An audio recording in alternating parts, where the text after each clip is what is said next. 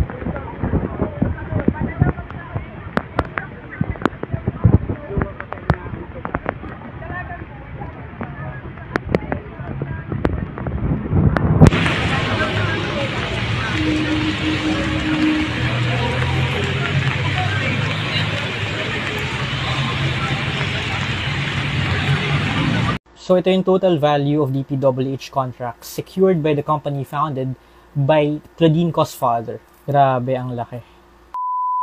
Hi, I'm Dwight De Leon, political reporter for Rappler. Recently, mainit ang ulo ng taong bayan sa influencer na si Claudine Co over her apparent lavish lifestyle in light of the fact that she's from a political family and also from a family of contractors. I'm not gonna comment on that, pero ilatag lang natin yung facts because I have done a number of investigative reports about the construction empire of the cause of Bicol region. Si Claudine kasi pamangkin ni ako Bicol Representative Zaldico, yung dating chairman ng House Appropriations Committee na siyang nagre-review ng national budget. Sobrang makapangyarihan ng komite na yan. Ang tatay ni Claudine ay si Christopher Quitoco, na dating congressman din for Ako Bicol. Christopher is a co-founder of both SunWest and Highton, yung dalawang kumpanyang kasama sa listahan ng Pangulo ng top 15 flood control contractors sa bansa. Yung SunWest, as we mentioned in our report back in March, is really a super contractor in Bicol region. Nasa 38 billion pesos ang na-corner nitong projects with DPWH since 2016. Christopher and Congressman Zaldi are no longer in the SEC papers for SunWest. Ibig sabihin, nag-divest na sila mula sa kumpanya. Si Zaldi, though, he continues to be part of that SunWest empire through affiliated companies. Budget experts we talked to believe he remains a beneficial owner of the company despite his divestment. Si Christopher, mas tied siya sa Highton. The Facebook page silently disappeared, but the account often referred to Christopher as their boss. Tingnan natin, ayan yung proof. Buti na lang na-archive pa ng Google bago nawala. But for the record, sa official SEC papers, wala na ang pangalan ni Christopher. Nag-divest na siya. We don't know when exactly dahil mahal bumili ng documents from SEC. But as of 2024, hindi na siya shareholder or key officer ng kumpanya. So, this is my spreadsheet. Yung pinakamadugo talaga sa proseso is scraping all the data from the DPWH website and cleaning the data para madali siyang ma-automate. May joke di ba nga na yung mga journalists kaya sila nag-masscom para maiwasan yung math. Pero essentially, this is also math. So I'm showing you my process. As you can see, sobrang daming rows for high tone.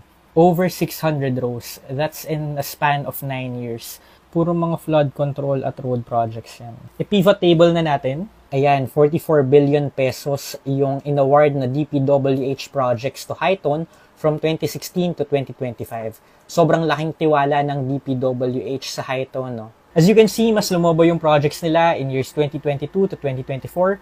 Incidentally, those were the years na naging APRO chairman si Zaldico. Similar yung pattern sa SunWest, mas lumobo yung mga proyekto nila from 2022 onwards. It's all in the family yung dating kasi yung most frequent joint venture partners ng Hi-Tone ay una, SunWest, na itinayong nga ni Zaldico, at ikalawa, yung FS Co Builders and Supply na minsang pinamunuan ni Farid Ako, na isa pang kapatid at ngayon ay Vice Governor na ng Albay. Note din na in the last 9 years, may 9 joint venture deals ang Hi-Tone with Centerways Construction worth over 700 million pesos. Centerways is owned by Lawrence Lubiano, yung kapatid niya ay si Lemuel Lubiano, na according to reports ay ang boyfriend ni Claudine Co. So yeah, it seems like a small circle. Anyway, President Marcos has instructed the public to go to the Sumbong sa Pangulo website to report anomalies related to flood control projects. Kayo, lalo na sa mga taga Bicol region, kamusta ba yung mga proyekto ng Hi-Tone, ng SunWest, ng FSco Builders and Supply